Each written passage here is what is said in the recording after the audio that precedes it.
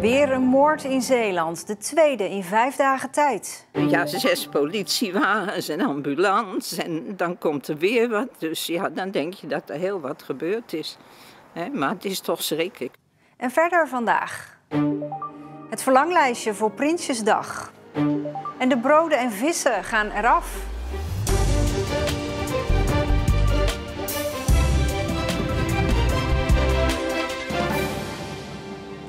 Goedenavond.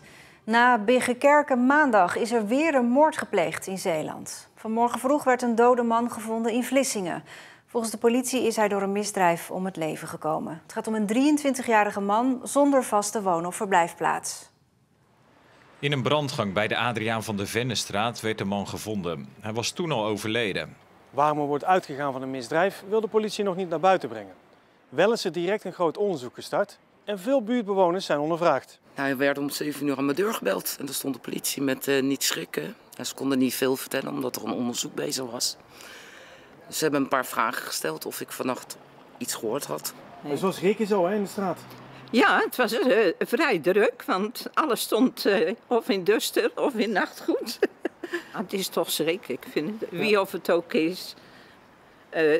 Voor de nabestaanders is het toch weer een hele toestand en een hele klap. Er is nog geen verdachte aangehouden. Eind van de ochtend werd een tankstation in Vlissingen afgezet door de politie. Iemand had daar iets verdachts gezien dat met de moord te maken zou kunnen hebben, maar het bleek loos alarm. Dinsdag is het de derde dinsdag van september, Prinsjesdag. Dit jaar opnieuw geen rijtour door Den Haag, maar wel de hoedjesparade, de troonrede en de begroting van de regering voor volgend jaar. Wie krijgt er geld bij? Wie moet bezuinigen? De Zeeuwse gemeenten hopen in ieder geval op meer geld uit Den Haag. Er speelt, dat is misschien best ingewikkeld, maar een discussie over de verdeling van de middelen tussen de gemeenten. En dat dreigt een tijdje dat de Terneuzen wel eens nadeel van die herverdeling zou kunnen krijgen. Dus minder geld voor onze basistaken. Nou, ik hoop dat het kabinet in ieder geval uitzicht biedt op het feit dat dat ons niet gaat treffen. Zodat we de ruimte houden, en die is al krap, maar om in ieder geval de goede dingen te doen. Een van de goede dingen waar de gemeenten meer geld voor nodig hebben is de jeugdzorg.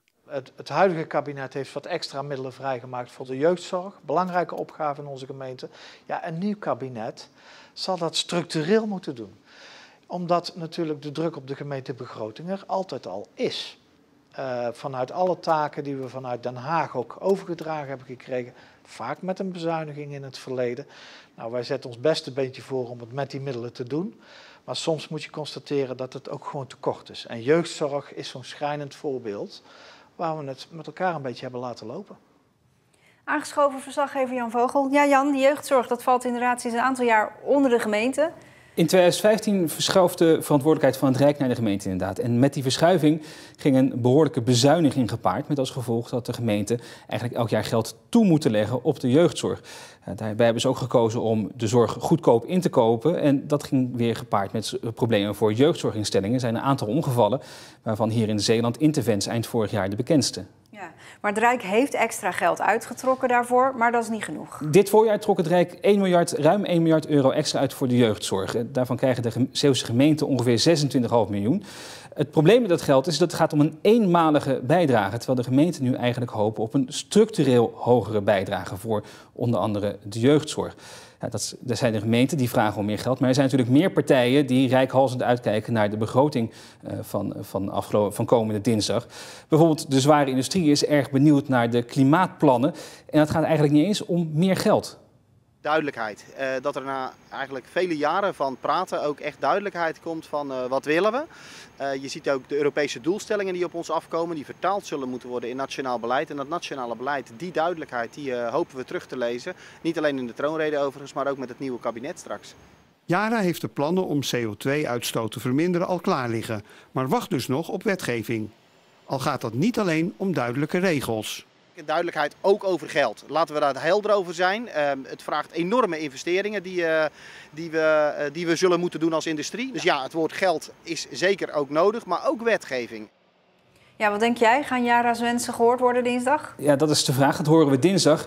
Wat wel een indicatie is de proeven van regeerakkoord. Het document dat VVD en D66 afgelopen zomer samen hebben geschreven wat de basis zou moeten vormen voor een nieuw regeerakkoord. En wat Jara daarin las, dat stemde ze wel hoopvol. Oké, nou, we gaan het zien dinsdag. Dankjewel. Het kunstwerk Broden en Vissen werd vandaag van de graansilo in Breskens gehaald. Het moet plaatsmaken voor een nieuwbouwproject. Het enorme kunstwerk komt na een opknapbeurt op een andere graansilo, die in Terneuzen. Jammer dat het weggaat, maar ook gelukkig dat het gered is of bewaard wordt. Dus dat is natuurlijk wel het positieve eraan, want voor hetzelfde geld was het verdwenen in het oud ijzer.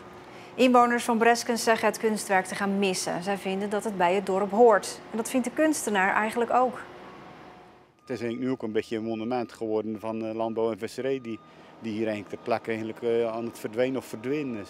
En dan is het eigenlijk zonde dat zo'n karakteristiek gebouw, misschien wel het meest karakteristieke gebouw van Breskens, dat dan uitgerekend moet verdwijnen. Het kunstwerk moet in 2023 klaar zijn om in Terneuzen opgehangen te worden.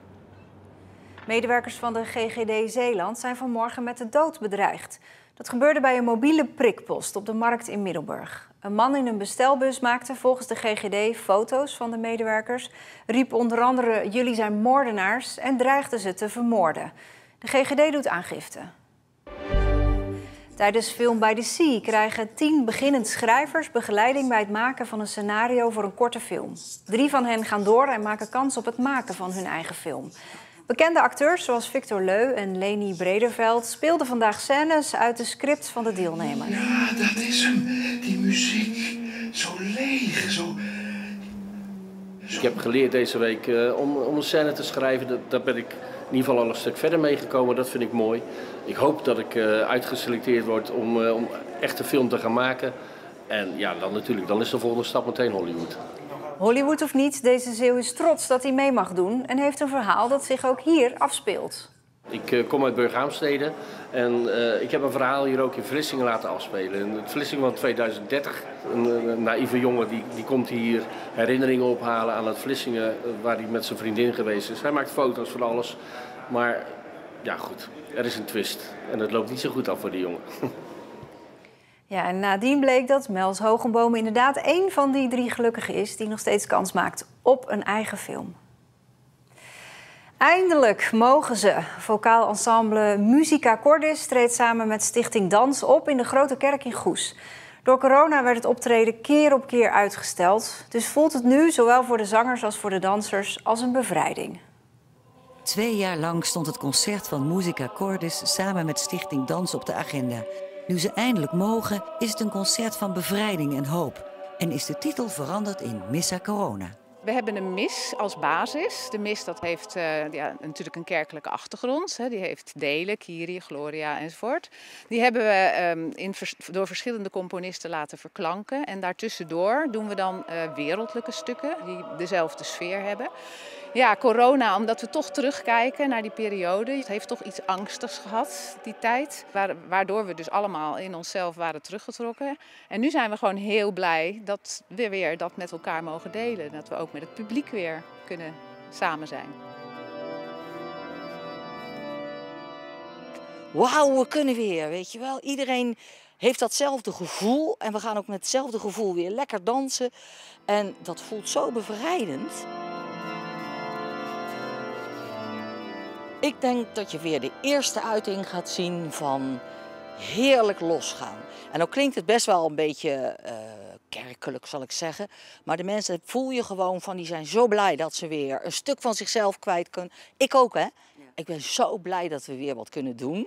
We hebben zo lang stilgelegen. Toen we in juni dan weer een beetje mochten zingen, zijn we heel voorzichtig, ver uit elkaar, buiten. Nou ja, al de maatregelen keurig aangehouden. Maar dit concert stond binnen dat we dan wel zouden kunnen optreden. We hebben het hele programma omgegooid. Het zou oorspronkelijk een concert zijn met veel mensen, dat kon niet. Dus we hebben allemaal stukken die we al kenden eigenlijk opgehaald. En gedacht, nou, hier gaan we iets moois van maken.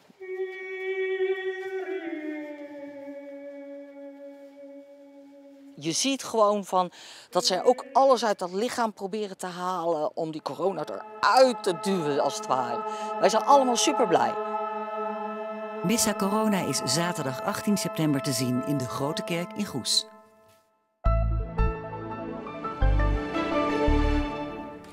Na het oplossen van de mist vanmorgen werd het uiteindelijk nog een vrij zonnige en warme dag met temperaturen rond de 21 graden. Morgen is vergelijkbaar met vandaag. Er kan weer mist ontstaan in de vroege ochtend. Daarna is het vrij zonnig. De temperatuur ligt wel iets hoger dan vandaag.